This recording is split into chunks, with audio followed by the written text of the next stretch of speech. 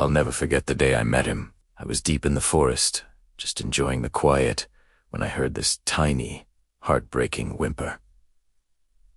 I followed the sound, and there he was. Curled up at the base of a huge tree was the tiniest, most fragile creature I'd ever laid eyes on. He looked like a little baby Bigfoot, all covered in dark fur, but he was so weak he could barely move. My heart just sank. He tried to get up, took a couple of shaky steps towards me, and then just collapsed. Right there in front of me. I knew I couldn't just leave him. He was completely alone. No sign of his mother anywhere. He was shivering, even though it wasn't cold, and his eyes were barely open. I gently scooped him up. He was so light.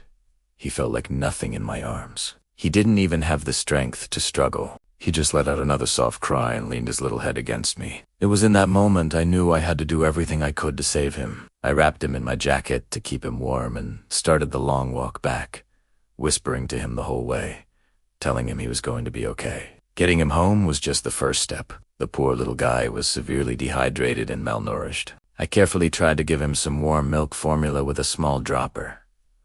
At first, he was too weak to even swallow. He would just let it dribble out of his mouth. It was terrifying. I stayed up with him all through that first night, just trying to get a few drops of milk into him every hour. Every little swallow felt like a huge victory. I could see the life slowly, so slowly, starting to come back into his eyes. He was a fighter, I could tell. We named him Kai, which means sea. In Hawaiian, because his journey back to health felt like a vast and challenging ocean we had to cross together. The first few days were a constant cycle of feeding, cleaning, and just holding him, giving him the warmth and security he desperately needed.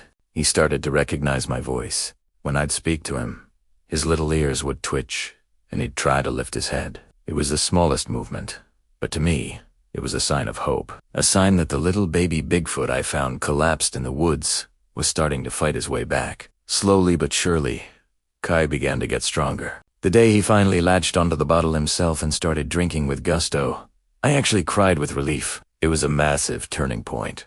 He started gaining weight, and his dark fur, which was so dull and matted before, started to get soft and shiny. His personality started to emerge too. He was incredibly gentle and sweet. He loved to be held and would wrap his tiny fingers around mine, holding on so tightly.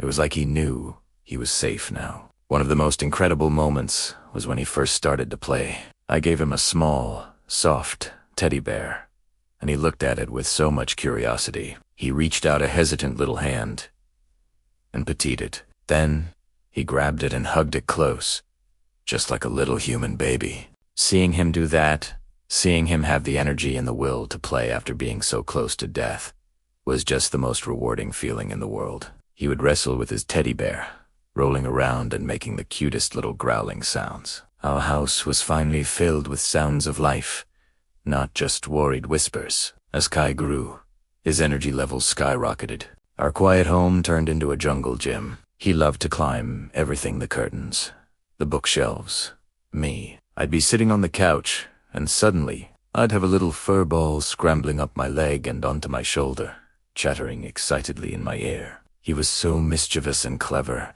He figured out how to open cabinets and would often steal snacks if I wasn't watching closely. It was chaotic, but it was a happy chaos. It meant he was healthy, thriving, and feeling at home. The bond we formed is something I can't even put into words. He trusted me completely. He would fall asleep on my chest, his little body rising and falling with my breath. He'd groom my hair with his tiny fingers, a sign of affection in his world. When I'd leave the room, he'd call out for me, and when I returned, he'd greet me with so much excitement, jumping into my arms. This little creature, who I found so broken and alone, had filled my life with so much love and purpose. He wasn't just an animal I rescued. He became family.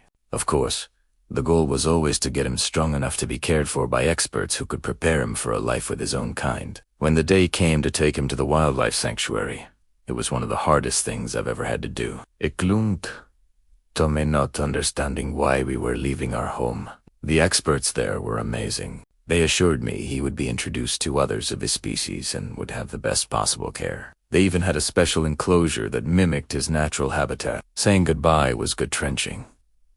I held him one last time, told him how much I loved him, and promised I'd come visit. As I walked away, I looked back and saw him looking at me through the enclosure, holding the little teddy bear I brought for him. My heart broke a little, but I knew it was the right thing to do. He deserved a chance to live a full life, and that wasn't something I could give him forever. His story is a powerful reminder that one small act of kindness can change a life completely. Thank you for letting me share Kai's journey with you. Remember to like and subscribe for more stories. Thanks for watching.